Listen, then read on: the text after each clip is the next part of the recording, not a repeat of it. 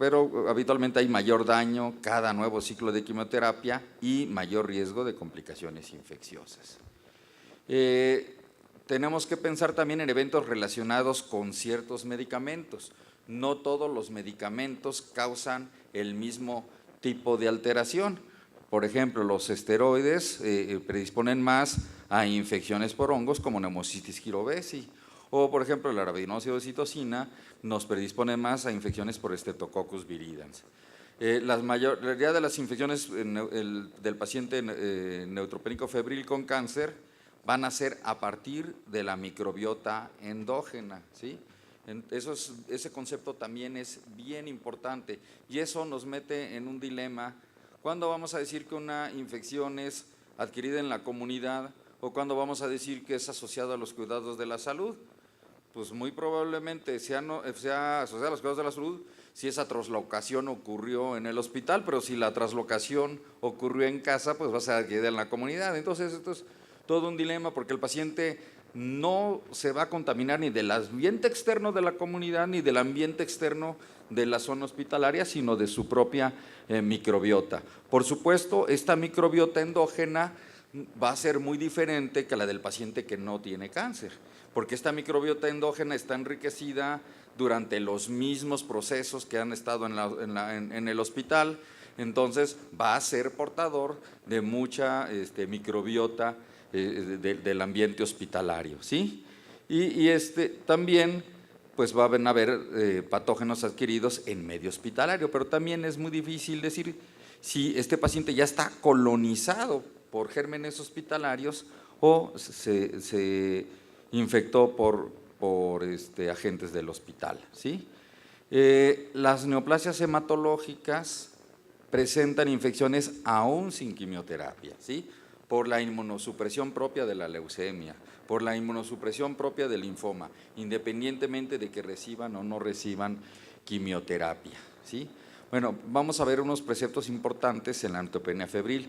Primero, la fiebre es infección hasta no probar lo contrario.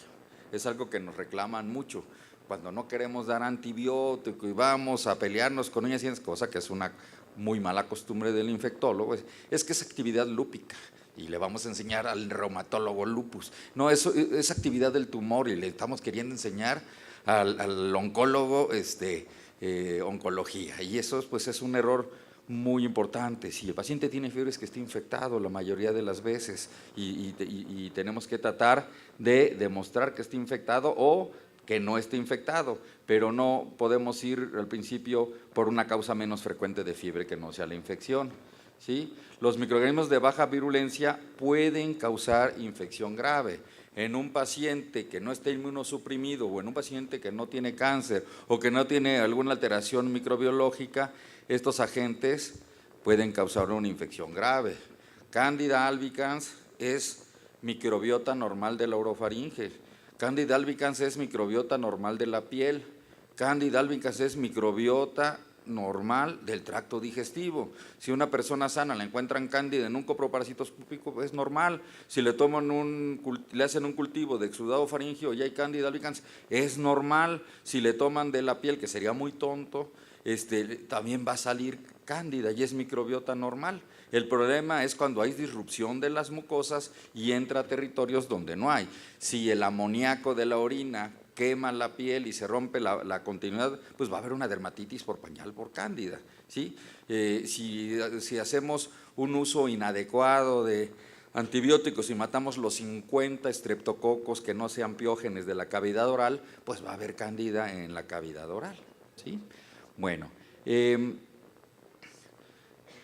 las infecciones múltiples son comunes, no es como en un urocultivo que si hay más de 2 bacterias diferentes ya es contaminación. En el paciente con cáncer las infecciones suelen ser múltiples, ¿sí? En los pacientes neutropénicos estables, incluso los febriles, los afebriles, siempre tenemos que considerarlos potencialmente infectados, ¿sí? Y el esquema antibiótico debe ser acorde a la valoración individual, ¿sí? Ver si se requiere una cefalosporina de 4ª generación. Desafortunadamente, cuando estamos en hospitales de tercer nivel, como que le perdemos el miedo al usar antibióticos, ¿sí? Decimos, es que en la sesión decimos, uy, es que nada más tenía cefalosporina de tercera generación, se quedó corta, así como decir que tenía ampicilina, micacina, ¿sí? O sea, no es que nada más le dieron de cuarta, porque ya conocen los carbapenémicos, ¿sí? Pero ya estamos acostumbrados a unos esquemas muy amplios y que no deben de ser, entonces debe de ser razonado. ¿Cuáles son los principales gérmenes que tenemos que cubrir?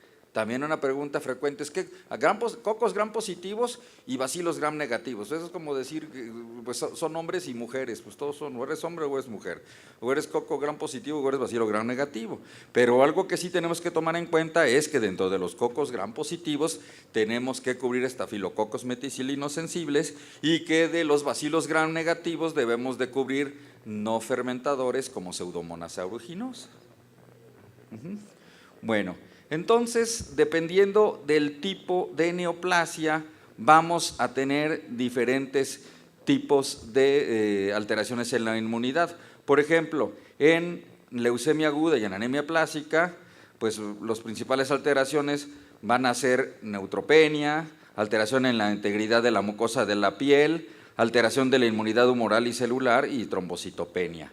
Entonces, las infecciones que van a derivarse debido a este tipo de inmunosupresión van a ser bacilos gram negativos como enterobacterias y algunas no fermentadoras como Pseudomonas aeruginosas, cocos gram positivos y además algunos hongos como cándida y aspergillus.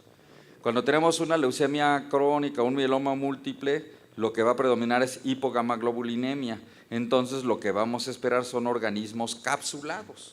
Neumococo, meningococo, que también, aunque el paciente tenga cero leucos, cero neutrófilos, si nuestra área no es un área de predominio de meningococo, pues no va a haber meningococo, no puede salir del más allá si no hay tantos portadores en México, ¿sí? Y el Haemophilus influenza, que afortunadamente, gracias a la vacunación ya no lo vemos, pero sí existen algunos Haemophilus influenza no capsulados que no son B del que protegemos con la vacuna.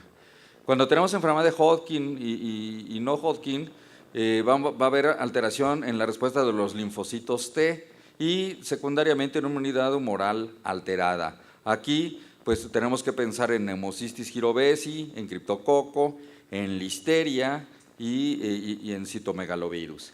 Y cuando tenemos leucemias mieloides agudas, además de la neutropenia, vamos a pensar en disfunciones de los neutrófilos, la misma alteración en la integridad de las mucosas y tenemos que pensar en gérmenes capsulados como estafilococos y estreptococos y algunas sepsis por bacterias, por enterobacterias, además de cándida y Haemophilus. En la mayoría de los episodios de neutropenia febril no se puede determinar el origen de la fiebre. El rendimiento de un hemocultivo no es tan alto. Y aunque hacemos espectrometría de masas como en el Malitov, a lo mucho lograremos un 30 o un 50%. La mayoría de los cultivos son negativos y eso no nos dice que no haya infección.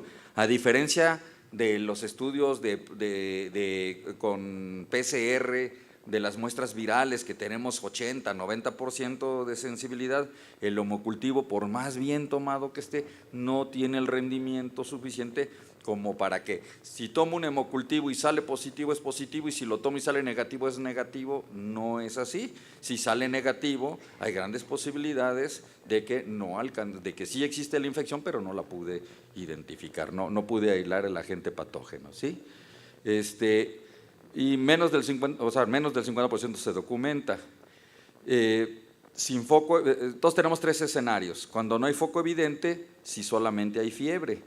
Cuando está clínicamente documentada, o sea, tenemos un foco demostrable. Hay estertores crepitantes, tengo una radiografía, integro un síndrome de consolidación pulmonar, lo corroboro con una tomografía, aparte el paciente tiene una acidosis respiratoria, está hipoxémico, bueno, aunque yo no tenga el neumococo o el estafilococo, sí tengo un foco demostrable.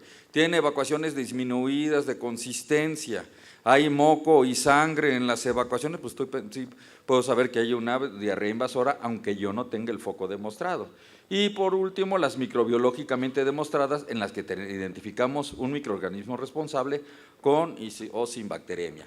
Por supuesto que si tengo más cantidad de inóculo, ¿sí?, va a ser más fácil que yo tenga un aislamiento, ¿sí? Mientras más grave esté el paciente o mientras más pronto o más previo a la administración de antibióticos yo haga el cultivo, pues es más fácil que yo tenga un aislamiento. Pero lo que sí es muy importante es que tengamos la costumbre del cultivo, la cultura del cultivo. Sería un pleonasmo en inglés, es culture y culture, bueno, sería la cultura del cultivo, ¿sí? Entonces, muchas veces se nos olvida. La mayoría de las infecciones son por gram negativos. Habitualmente se reconoce que en los países en desarrollo, pero en los países desarrollados, en los países ricos, le tienen más miedo a los gram positivos, le tienen más miedo a los meticilinos resistentes, le tienen más miedo a los enterococos resistentes a vancomicina. En los países en vías de desarrollo tenemos más miedo de los gram negativos, que se acostumbran más a la situación insalubre, a la higiene deficiente, ¿sí? Entonces, en los 90s era más o menos igual gram positivos y gram negativos. Ahora, con el aumento de dispositivos que utilizamos más catéteres intravenosos, tenemos más Streptococcus coagulasa negativo y algunos otros cocos gram positivo que colonizan la piel, Staphylococcus coagulasa negativo. Con la mayor toxicidad a la mucosa oral, pues sobre todo cuando usamos altas dosis de ARA-C, cuando vamos a tener reactivación del herpes simple y traslocación de Streptococcus viridans, ¿sí? Por eso es tan importante establecer un buen manejo de las mucositis y la estratificación de grado 1, 2, 3 y 4.